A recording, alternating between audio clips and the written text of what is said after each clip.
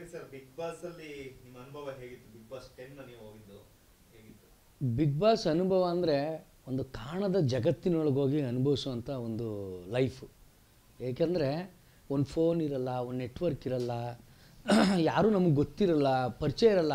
ಯಾರೋ ಒಂದು 18 ಜನನ ಒಳಗೆ ಬಿಟ್ಬಿಟ್ಟು ನಿಮಗೆ ನೀವೇ ಮಾತಾಡ್ಕೊಳ್ಳಿ ಅಂತ ಹೇಳಿ ಮನಸ್ಸುಗಳ ಮಧ್ಯೆ ಆಡೋ ಆಟ ಇದೆಯಲ್ಲ, ಆ ಆಟನ ಅನುಭವಿಸೋದೇ ಒಂದು ಸ್ವರ್ಗ. ಮನುಷ್ಯ ಆದವನು ಒಂದು ದಿನ ಬಿಗ್ ಬಾಸ್ ಅನುಭವನ ಹಂಚ್ಕೋಬೇಕು, ಆವಾಗ ಲೈಫು ಪರ್ಫೆಕ್ಟ್ ಆಗುತ್ತೆ ಅಂತ ನಾನು ಹೇಳ್ತೀನಿ.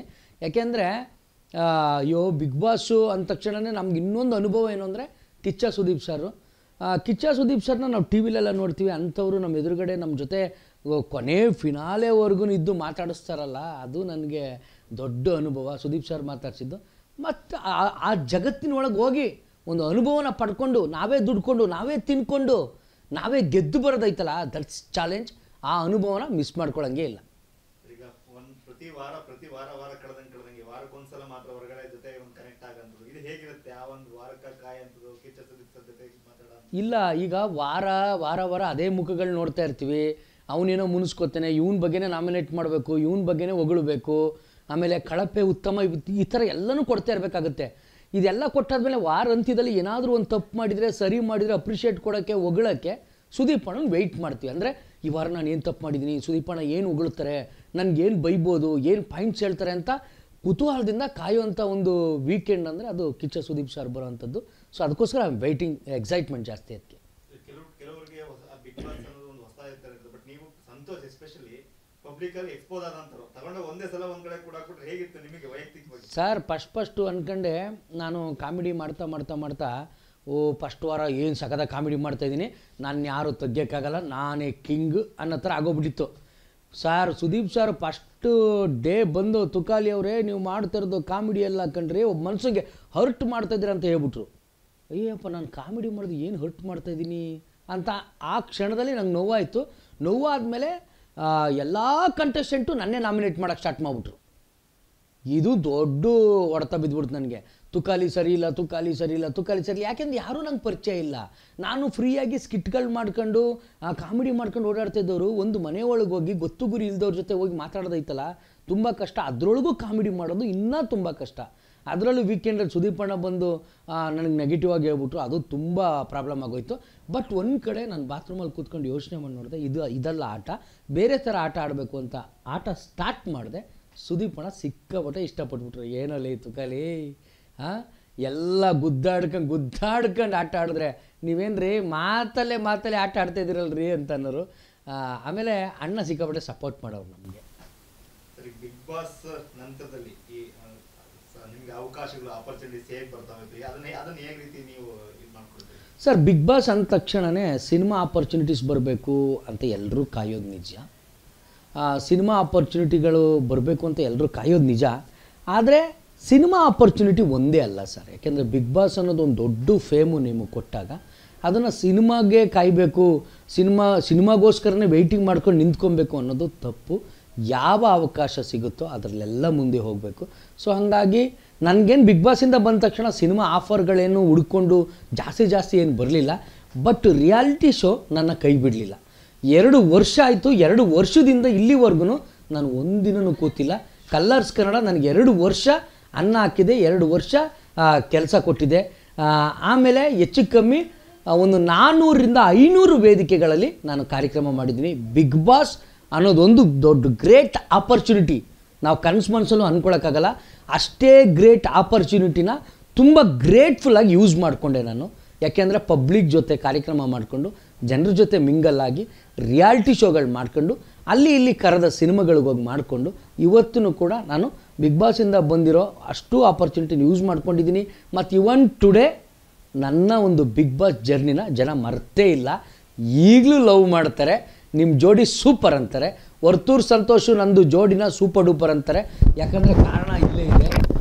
ನಾನು 2 ವರ್ಷ ಆಯಿತು ಈ ಲಾಕೆಟನ್ನು ಹಾಕ್ಕೊಂಡು, ಇವತ್ತಿಗೂ ಕೂಡ ಈ ಲಾಕೆಟನ್ನು ಜೊತೆಲೇ ಹಾಕ್ಕೊಂಡಿದ್ದೀನಿ. ಬಿಗ್ ಬಾಸ್ನ ನನ್ನ ವರ್ತೂರ್ ಸಂತೋಷನ ಸ್ನೇಹದ ಸಂಕೇತ ಇದು. ಸೊ ಇದೆಲ್ಲಿವರೆಗೂ ಇರುತ್ತೋ ಅಲ್ಲಿವರೆಗೂ ಜನನೂ ಮರೆಯಲ್ಲ. ಇವಾಗಲೂ ವರ್ತೂರ್ ಸಂತೋಷ್ ತುಕಾಲಿ ಬೀನ್ ಬ್ಯಾಗ್ ಜೋಡಿ ಅಂತ ಅಷ್ಟು ಫೇಮಸ್ ಆಗಿದೆ ಸರ್, ಅದಂತೂ ಹೇಳ್ಬೋದು. After Bigg Boss lifestyle ಅಲ್ಲಿ ಹೇಗೆ ಚೇಂಜ್ ಆಯ್ತು ಅಂತ ನೀವು ಅಬ್ಸರ್ವ್ ಮಾಡಿದ್ರಿ ಜೀವನ ಶೈಲಿನಲ್ಲಿ ಯಾವ ರೀತಿ ಬದಲಾವಣೆಗಳಾಯ್ತು ನಿಮ್ಮಲ್ಲಿ? Sir, after Bigg Boss lifestyle change ಆಗಿದ್ದಂದರೆ ನಂದೇನು ಲೈಫ್ ಸ್ಟೈಲ್ ಚೇಂಜ್ ಆಗಲ್ಲ. ಯಾಕೆಂದರೆ ನಾವು ಹಳ್ಳಿಯಿಂದ ಬಂದಿರೋದ್ರಿಂದ ನಾವು ಹೆಂಗಿದ್ದೀವಿ ಹಾಗೇ ಇದ್ದೀವಿ. ನನಗೇನು ಸ್ಟಾರ್ಡಮ್ ಬಂದ್ಬಿಡ್ತು ಅಥವಾ ಸೆಲೆಬ್ರಿಟಿ ಆಗ್ಬಿಟ್ಟೆ ಅನ್ನೋ ಫೀಲು ನಮ್ಮ ತಾಯಿನೇ ಇಲ್ಲ. ಅವತ್ತು ಹೆಂಗಿದ್ದ ತುಕಾಲಿ ಹಂಗೇ ಇದ್ದೀನಿ. ಇವತ್ತು ರೋಡಲ್ಲಿ ಹೋಗುವಾಗ ತುಕಾಲಿ ಸಂತು ಅಂತಾರೆ, ಲೇ ತುಕಾಲಿ ಅಂತಾರೆ, ಅಷ್ಟೇ ಸ್ಮೈಲ್ ಕೊಡ್ತೀನಿ. ಯಾಕೆಂದರೆ ಆ ತುಕಾಲಿ ಅನ್ನೋ ವರ್ಡು ನನಗೆ ಅಷ್ಟೊಂದು ಪ್ರೀತಿ ಕೊಟ್ಟಿದೆ. ಮತ್ತು ಲೈಫ್ ಸ್ಟೈಲ್ ಅನ್ನೋದಕ್ಕಿಂತ ಒಂಚೂರು ಆರ್ಥಿಕವಾಗಿ ಏನು ಒಂದು 25,000 30,000 EMI ಕಟ್ಟಬೇಕಾದಂಥ ಒಂದು ಕಷ್ಟ ಇತ್ತು, ಅದಿವತ್ತು ಒಂದು ಸ್ವಲ್ಪ ಕಮ್ಮಿ ಆಗಿದೆ. ಯಾಕೆಂದರೆ ಬಿಗ್ ಬಾಸಿಂದ ನನಗೆ ಅಷ್ಟನ್ನು ಹೇಳ್ಬಲ್ಲೆ. ಒಂದು EMIಗಳು ಮತ್ತು ನಮ್ಮ ಒಂದು ಸಣ್ಣ ಪುಟ್ಟ ಖರ್ಚು, ದಿನನಿತ್ಯದ ಜೀವನದ ಪರದಾಟ, ಇವೆಲ್ಲನೂ ಎಲ್ಲೋ ಒಂದು ಕಡೆ ಕಮ್ಮಿ ಮಾಡಿ ಆರ್ಥಿಕವಾಗಿ ಒಂದು ಬೆರಳಷ್ಟು ನಮ್ಮನ್ನು ಪ್ರಬಲ ಮಾಡಿದೆ ಬಿಗ್ ಬಾಸ್. ಹೊರಗಡೆ ಓಡಾಡ್ಕೊಂಡಿದ್ದವ್ರಿಗೆ, ಅದರಲ್ಲೂ ಸೆಲೆಬ್ರಿಟಿಗಳಿಗೆ, ಜನಗಳ ಜೊತೆ ಓಡಾಡ್ಕೊಂಡಿದ್ದವ್ರಿಗೆ ಏಕಾಏಕಿ ಒಂದ್ ಕಡೆ ತಗೊಂಡೋಗಿ ಕೂಡ ಹೇಗಿರುತ್ತೆ ಅಷ್ಟು ದಿನ ಕಳೆಯೋದು? ಅಷ್ಟು ದಿನ ಸರ್ ಸಿಕ್ಕಾಬಿಟ್ಟೆ ಕಷ್ಟ ಆಗುತ್ತೆ ಸರ್. ಫಸ್ಟು ಒಂದು ವಾರ ಅಂತೂ ಹೆಂಗೋ ಖುಷಿಯಾಗಿ ಹೊರಗ್ಲರು ಬಂದವರಂತ ಮಾತಾಡ್ಸ್ಕೊಂಡು ಇದ್ಬಿಡ್ತೀವಿ. 2ನೇ ವಾರಕ್ಕೆ ಬಂದ ತಕ್ಷಣವೇ ಅಯ್ಯೋ ಅವ್ರವ್ರನ್ನೇ ನೋಡಬೇಕಾ, ಮನೆಯವರೆಲ್ಲ ನೆನಪಾಗ್ಬಿಡ್ತಾರೆ, ಕಾರ್ಯಕ್ರಮಗಳದೆಲ್ಲ ನೆನಪಾಗ್ಬಿಡುತ್ತೆ, ಕಮಿಟ್ಮೆಂಟ್ ಎಲ್ಲ ನೆನಪಾಗ್ಬಿಡುತ್ತೆ. ಒಂದು ಸ್ವಲ್ಪ ಸಿಕ್ಕಾಬಿಟ್ಟೆ ನಮಗೇನೆ ಒಂದು ಸ್ವಲ್ಪ ಭಾರ ಅನ್ನಿಸ್ತಾ ಇರ್ತದೆ. ಬಟ್ ವೀಕೆಂಡಲ್ಲಿ ಸುದೀಪಣ್ಣ ಬಂದ ತಕ್ಷಣ ಏನೋ ಒಂದು ಮನಸ್ಸು ರಿಲ್ಯಾಕ್ಸ್ ಆದಮೇಲೆ ಮತ್ತೆ ಮುಂದಿನ ವಾರ ಹಂಗೆ ಕ್ಯಾರಿ ಆಗುತ್ತೆ. ಒಟ್ಟಿಗೆ ಕಷ್ಟ ಎಲ್ಲನೂ ಬಿಟ್ಟು 116 ದಿವಸ 112 ದಿವಸ 120 ದಿವಸ ಕಳೆಯೋದೈತಲ್ಲ, ದೊಡ್ಡ ಚಾಲೆಂಜ್ ಸರ್. ಅದಕ್ಕೆ ಅಲ್ವಾ ಬಿಗ್ ಬಾಸ್ ಅನ್ನೋದು. ಎಸ್ಪೆಷಲಿ ನೀವು ಮಾನಸ ಅವ್ರನ್ನ ಆ ಟೈಮಲ್ಲಿ ಎಷ್ಟು ಮಿಸ್ ಮಾಡ್ಕೊಂಡಿದ್ದೀರಾ? ಅವಾಗ ನಿಮ್ಮನ್ನಂತೂ ಬಹಳ ಮಿಸ್ ಮಾಡ್ಕೊಳ್ತಿರೋ. ಮನೆ ಹತ್ರ ಬಂದಾಗ ಅವರು ನಿಮ್ಗೆ ತುಂಬ ನೆನ್ಪು ಮಾಡ್ಕೊಳ್ತಿದ್ರು. ಕೃಷಿ ಬಗ್ಗೆ ತುಂಬ ಇಂಟ್ರೆಸ್ಟ್ ಇತ್ತು, ಶೂಟಿಗೆ ಹಾಕಿ ಹೋಗಿದ್ರಿ ಅವಾಗ. ಅದೆಲ್ಲ ಹೇಗಿತ್ತು ಆ ಟೈಮ್ ನಿಮಗೆ ಎಸ್ಪೆಷಲಿ? ಸರ್ ಸಿಕ್ಕಾಪಟ್ಟೆ ಚಾಲೆಂಜಿಂಗ್ ಇತ್ತು. ಬಟ್ ಮಾನಸನ್ನು ಬಿಟ್ಟಿರೋದೇನು ಸಮಸ್ಯೆ ಏನಾಗಿರಲಿಲ್ಲ ಒಟ್ಟಿಗೆ. ಯಾಕೆಂದರೆ ನೋಡಿದ ಮುಖನೇ ಎಷ್ಟು ಸರಿ ನೋಡೋದು ಸರ್. ಸ್ವಲ್ಪ ಅಲ್ಲಿ ಬಿಗ್ ಬಾಸಲ್ಲಿ ಒಳ್ಳೊಳ್ಳೆ ಹುಡುಗಿರು ಬರ್ತಾರಲ್ಲ, ಎಂಜಾಯ್ ಮಾಡೋಣ ಅಂತ ಹೋಗಿದ್ದೆ. ಬಟ್ ಹೋಯ್ತಾ ಗೊತ್ತಾಯಿತು ಅವ್ರಿಗಿಂತ ನನ್ನ ಹೆಂಡ್ತಿನೇ ವಾಸಿ ಅಂತ. ಕಷ್ಟ ಆಗ್ಬಿಡ್ತು ಸರ್, ಬಿಟ್ಟಿರೋದು ಟೋಟಲಿ ಕಷ್ಟನೇ ಒಟ್ಟಿಗೆ. ನಿಮ್ ಜೊತೆ ಕಂಟೆಸ್ಟೆಂಟ್ಸ್ ಇದ್ರು, ಕಾರ್ತಿಕ್, ವಿನಯ್, ಅವರೆಲ್ಲ ಹೇಗೆ ನೆನಪು ಮಾಡ್ಕೊಳ್ತೀವಿ ಸರ್? ಮತ್ತೆ ಅಲ್ಲಿ ಪ್ರತಿಯೊಂದು ಒಂದೊಂದು ಇದನ್ನು ಕೊಟ್ಟಾಗಲೂ ಕೂಡ, ಟಾಸ್ಕ್ ಕೊಟ್ಟಾಗಲೂ ಕೂಡ ಹೇಗೆ ಇರ್ತಿತ್ತು? ವಿನಯ್ ಮತ್ತು Karthik ಟಾಸ್ಕಲ್ಲಿ king ಅವರಿಬ್ಬರೇ opposite team ಆಗೋರು. So ಅದ್ರ ಜೊತೆ ನಾವು ಏನಂದರೆ ನಾವೇನು ಗೇಮಲ್ಲೇನು ಅಷ್ಟು ಪರ್ಫೆಕ್ಟ್ ಏನಲ್ಲ, ಯಾವ ಗೇಮ್ನೂ ಗೆಲ್ತಾ ಇರಲಿಲ್ಲ, ಬಟ್ ಸಪೋರ್ಟ್ ಮಾಡುವೆ. ಬಟ್ ಅವರಿಬ್ಬರು ಟಾಸ್ಕ್ ಸ್ಟಾರ್ಟ್ ಆದರೆ ಆನೆ ಚಿರತೆ ಸಿಂಹದ ಥರ ಗುದ್ದಾಡೋದು. ಅದ್ರ ಮಧ್ಯದಲ್ಲಿ ಸಂಗೀತ ರೈಸ್ ಆಗಿಬಿಟ್ರೆ ಕಾರ್ತಿ ಅವ್ರ ಸಪೋರ್ಟು. ಆ ಕಡೆ ವಿನಯ್ ಕಾರ್ತಿ ಒಂದು ದೊಡ್ಡ ಟಾಸ್ಕೇ ನಡೆದ್ಬಿಡೋದು. ಅವ್ರಗಳ ಮಧ್ಯದಲ್ಲಿ ಶಕ್ತಿಯಲ್ಲ ಯುಕ್ತಿ ಮುಖ್ಯ ಗೇಮ್ ಆಡೋದಕ್ಕೆ ಅಂತ ತೋರಿಸ್ಕೊಟ್ಟಿದ್ದು ನಾನು ಸರ್. ಜೊತೆಲೇ ಇರ್ತೀರಿ, ಒಂದು ವಾರ ಪೂರ್ತಿ. ವೀಕೆಂಡ್ ಅಲ್ಲಿ ಬಂದಾಗ ನಾಮಿನೇಟ್ ಮಾಡೋದು ಸಿಚುವೇಶನ್ ಬಂದಾಗ ಯಾರೋ ಒಬ್ರು ನಾಮಿನೇಟ್ ಮಾಡಲೇಬೇಕು. ಅದು ಎಷ್ಟು ಚಾಲೆಂಜಿಂಗ್ ಸರ್. ಅದು ಮನಸ್ಸಿಗೆ ಒಂಥರ ಚಾಕ್ ಆಗ್ತಂಗೆ ಸರ್. ಪಕ್ಕದಲ್ಲೇ ಕೂತಿರ್ತಾರೆ, ನೀನು ನನ್ನ ಪ್ರಾಣ, ನೀನು ನನ್ನ ಚಿನ್ನ, ನಿನ್ನ ಬಿಟ್ರೆ ಬೇರೆ ಪ್ರಪಂಚಲ್ಲ ಅಂತ ಅವ್ನ ತೊಡೆ ಮೇಲೆ ನಾವು ಮಲ್ಕೊಳ್ಳೋದು, ಈ ಕಡೆ ಇವಳು ತೊಡೆ ಮೇಲೆ ನಾವು ಮಲ್ಕೊಳ್ಳೋದು, ಈ ಥರ ಎಲ್ಲ ಮಾಡಿರ್ತೀವಿ. ವಾರ ನಾಮಿನೇಷನ್ ಬಂದ ತಕ್ಷಣವೇ ನಮ್ರತ ಸರಿ ಇಲ್ಲ, ಸಂಗೀತ ಸರಿ ಇಲ್ಲ, ವಿನಯ್ ಸರಿ ಇಲ್ಲ, ಕಾರ್ತಿಕ್ ಸರಿ ಇಲ್ಲ, ವರ್ತೂರ್ ಸರಿ ಇಲ್ಲ ಅಂತ ನಾಮಿನೇಟ್ ಮಾಡಲೇಬೇಕು. ಬಟ್ ಒಂದೇನು ಅಂದರೆ ನನ್ನ ಲೈಫಲ್ಲಿ ವರ್ತೂರ್ ಸಂತೋಷನ ಒಂದು ಸರಿನೂ ನಾಮಿನೇಟ್ ಮಾಡಲಿಲ್ಲ. ಅವರು ಮಾಡಲಿಲ್ಲ, ನಾನು ಮಾಡಲಿಲ್ಲ. ಇಬ್ಬರು ತಪ್ಪು ಒಪ್ಪುಗಳನ್ನ ಹೇಳ್ಕೊಳ್ಳಿಲ್ಲ. ಅವ್ರಿಗೆ ಚಾಲೆಂಜ್ ಆಗೋಗ್ಬಿಟ್ಟಿತ್ತು ಬಿಗ್ ಬಾಸ್ ಅವ್ರು, ಕೇಳ್ಬೇಡ ಬಿಡ್ರಪ್ಪ ಅಂತ. ಯಾರು ಫಿನಾಲಲ್ಲಿ ಗೆಲ್ತಾರೆ ಅಂದರೆ ವರ್ತೂರು, ಯಾರು ನಾಮಿನೇಟ್ ಆಗಬಾರ್ದು ಅಂದರೆ ವರ್ತೂರು. ಅವರು ಹಂಗೇನೆ ತುಕಾಲಿ ಅವ್ರು ನಾಮಿನೇಟ್ ಆಗಬಾರ್ದು, ತುಕಾಲಿ ಅವ್ರನ್ನ ನಾನು ಫಿನಾಲಲ್ಲಿ ನೋಡಬೇಕು ಅಂತ ಆಸೆ ಪಡೋರು. ಈ ಥರ ಆಗೋದು ಸರ್. ಅದು ಒಂದು ವಾರಕ್ಕೊಂದರ ಸುದೀಪ್ ಸರ್ ಮಾತು ಕೇಳೋದು ಒಂದಾದ್ರೆ, ಕೆಲವೊಂದು ಟೈಮ್ ಬಿಗ್ ಬಾಸ್ ಧ್ವನಿ ಕೆಲವೊಂದು ಸಲ ಪ್ರಶ್ನೆ ಮಾಡೋದಕ್ಕೆ, ಕೆಲವೊಂದು ಸಲ ಡೈರೆಕ್ಷನ್ಸ್ ಕೊಡೋದಕ್ಕೆ, ಇದು ಅವ್ರ ವಾಯ್ಸ್ ಬಂದಾಗ ಎಷ್ಟು ಒಂದ್ ರೀತಿ ಕುತೂಹಲ ಅಥವಾ ಒಂದ್ ರೀತಿ ಭಯ ಎಲ್ಲವೂ ಆಗ್ತಿರುತ್ತೆ ಸಹಜವಾಗಿ. ಅದು ವೀಕೆಂಡು ಸುದೀಪಣ್ಣ ಆಗ್ತಾ ಇದ್ದಂಗೆ ಗ್ರೋಸರಿ ಟಾಸ್ಕ್ಗೋಸ್ಕರ ಇದು ಬಿಗ್ ಬಾಸ್ ಅವ್ರು ಮಾತಾಡೋರು. ಗ್ರಾಸರಿ ಟಾಸ್ಕ್ಗೆ ನಿಮ್ಗಿಷ್ಟು ತರಕಾರಿ ಕೊಡ್ತೀವಿ, ಇಷ್ಟು ಹಣ್ಣು ಕೊಡ್ತೀವಿ, ಇಷ್ಟು ಪಾಯಿಂಟ್ಸ್ನ ನೀವು ಗಳಿಸ್ಬೇಕು ಅಂತ. ಅವಾಗೆಲ್ಲ ಖುಷಿ ಆಗೋದು. ಯಾವಾಗ ಟಾಸ್ಕ್ ಬರೋದು, ಟಾಸ್ಕಲ್ಲಿ ಒಂದೊಂದು ಕಳಿಸೋರಲ್ಲ ಒಂದು ಪೇಪರಲ್ಲಿ ಬರೆದು, ಅದನ್ನೆಲ್ಲ ಹೇಳುವಾಗ ಅದರಲ್ಲಿರೋ ರೂಲ್ಸ್ಗಳ ಬಗ್ಗೆ ನೋಡ್ತಾ ಇದ್ದಾಗ ಬಿಗ್ ಬಾಸ್ನ ನೋಡಿ ಭಯ ಆಗೋದು. ಇದು ಬಿಗ್ ಬಾಸ್, ನೀವು ಆಡುತ್ತಿರುವ ಆಟ ಸರಿ ಇಲ್ಲ ಅಂತ ಜೋರಾಗಿ ಗದರಿಸ್ಬಿಟ್ರು ಅಂತೂ ಭಯನೇ ಆಗೋಗ್ಬಿಡೋದು. ಬಿಗ್ ಬಾಸ್ ಸ್ವೀಟು, ಬಟ್ ಅಷ್ಟೇ ಸ್ಟ್ರಿಕ್ಟು. ಈ ಸಲ 12ನೇ ಸೀಸನ್ ಬರ್ತಾ ಇದೆ. ಸೊ ಯಾರ್ಯಾರು ಬರ್ಬೋದು ಅಂತ ನಿಮ್ಗೆ ಅನಿಸ್ತದೆ? ಮತ್ತೆ ನಿಮ್ಮ ಫ್ರೆಂಡ್ ಸರ್ಕಲ್ ಯಾರು ಹೋಗ್ಬೋದು ಅಂತ ಅನಿಸ್ತಿದೆ? ಅದ್ರ ಬಗ್ಗೆ ಏನು ಹೇಳ್ತೀವಿ? ಯಾರ್ಯಾರು ಬರ್ಬೋದು ಅಂದರೆ ಯಾರ್ಯಾರು ಕರೆದಿರ್ತಾರೋ ಅವರೆಲ್ಲ ಬರ್ತಾರೆ.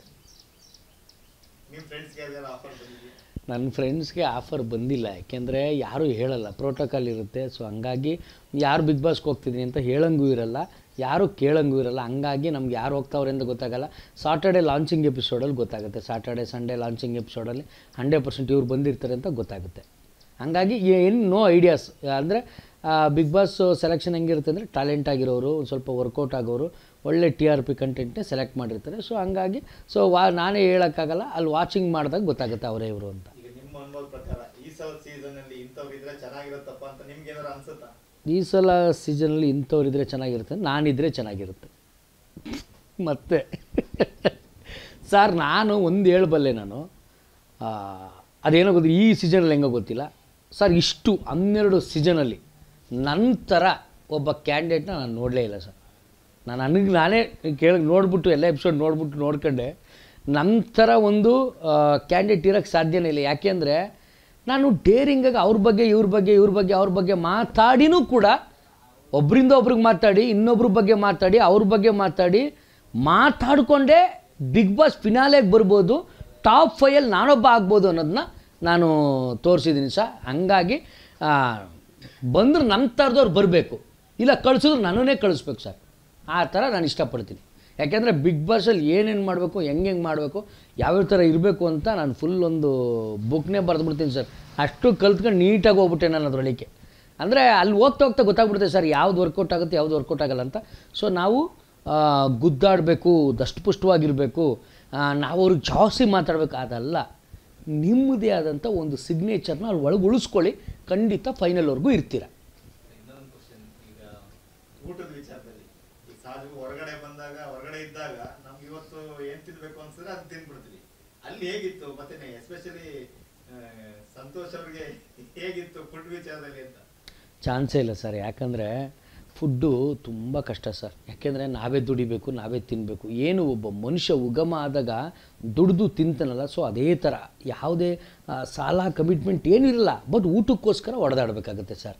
ಈಗ ನಾನು ಡೈಲಿ 5-6 ಚಪಾತಿ ತಿಂತೀನಿ, ಒಂದು ಸ್ವಲ್ಪ ರೈಸ್ ತಿಂತೀನಿ ಅಂದಾಗ ನನಗೆ 2 ಚಪಾತಿ ಕೊಟ್ಟರೆ ನನ್ನ ಪರಿಸ್ಥಿತಿ ಏನಾಗ್ಬೋದು? ಸೊ 2 ಚಪಾತಿಲೇ ಕಾಲ ಕಳಿಬೇಕು. ಸೊ ಬಿಗ್ ಬಾಸ್ ಒಂದು ಡಯಟ್, ಒಂದು ಆರೋಗ್ಯ ಸಂಸ್ಥೆ ಅಂತ ಹೇಳ್ಬೋದು. ಯಾಕೆಂದರೆ ಜಾಸ್ತಿ ತಿಂದು ಆರೋಗ್ಯ ಕೆಡಿಸ್ಕೊಳ್ಳೋದಕ್ಕಿಂತ ಸ್ವಲ್ಪ ತಿಂದು ವ್ಯಾಯಾಮ ಮಾಡಿ, ಟಾಸ್ಕ್ ಆಡಿ ಲೈಫ್ನ ಎಂಜಾಯ್ ಮಾಡ್ಬೋದು, ಆರೋಗ್ಯನ ಚೆನ್ನಾಗಿಟ್ಕೊಬೋದು. ಫುಡ್ಡು ಆರೋಗ್ಯಕ್ಕೆ ಎಷ್ಟು ಬೇಕು ಅಷ್ಟಿರುತ್ತೆ ಸರ್. ನಿಮ್ಮ ಫೇವ್ರೇಟ್ ಫುಡ್ ಏನಾದರೂ ಮಿಸ್ ಮಾಡ್ಕೊಂಡ್ರಾಗಲಿ? ತುಂಬ ಮಿಸ್ ಮಾಡ್ಕೊಂಡೆ ಸರ್. ನನ್ನ ಫೇವ್ರೇಟ್ ಫುಡ್ ಬಂದ್ಬಿಟ್ಟು ಉಂಡೆ ಕೋಳಿ. ಸೊ ಉಂಡೆ ಕೋಳಿ ಬರಲಿಲ್ಲ, ಉರ್ಬಾಡು ಉಂಡೆ ಕೋಳಿನೂ ಸಿಗಲಿಲ್ಲ. ಆಮೇಲೆ ನಾನ್ ವೆಜ್ಜು ಮಾಡೋರು, ಹಂಗಾಗಿ ನನಗೆ ಫೇವ್ರೇಟ್ ನಾನ್ ವೆಜ್ ಸಿಗಲಿಲ್ಲ. ಬಟ್ ಇದು ತುಂಬ ಇಷ್ಟ ಆಗಿದೆ ಅಂದರೆ ಸುದೀಪ್ ಸರ್ ಅಡುಗೆ ಮಾಡಿ ಕೊಟ್ಟು ಕಳಿಸೋದ್ರಲ್ಲ, ಆ ಫುಡ್ ಸಖತ್ತಾಗಿತ್ತು. ಸುದೀಪ್ ಸರ್ ಅಡುಗೆ ಮಾಡಿ ನಮಗೆ ಬಡಿಸೋದ್ರಲ್ಲ, ಅದು ಗ್ರೇಟ್ ಸರ್. ನಡುವೆ ಒಂದಿನ ನಿಮ್ಮ ಮನೆಯವ್ರನ್ನ ಭೇಟಿ ಮಾಡೋದಕ್ಕೆ ನಿಮ್ಮ ಅವಕಾಶ ಇರುತ್ತೆ, ಮಾನಸ್ ಅವರು ಬಂದಿದ್ರು, ಆ ಒಂದು ಸಂದರ್ಭ ಹೇಗಿತ್ತು? ಬ್ಯಾಡ್ ಡೇ ಸರ್, ನನ್ನ ಲೈಫಿನ ಬ್ಯಾಡ್ ಡೇ. ಯಾಕೆ ಅಂತ ಕೇಳಿ, ಅಲ್ಲಿ ಬಂದ್ಬಿಟ್ಟು ಏನು ಅವ್ಳು ಪ್ರೀತಿಯಿಂದ ಏನು ಮಾತಾಡ್ಸಲಿಲ್ಲ, ನಾಯಿ ಹೊಡೆದಂಗೆ ಹೊಡಿತಾ ಇದ್ಲು, ನೀನು ಹಂಗೆ ನೀನು ಹಿಂಗೆ ಅಂತ.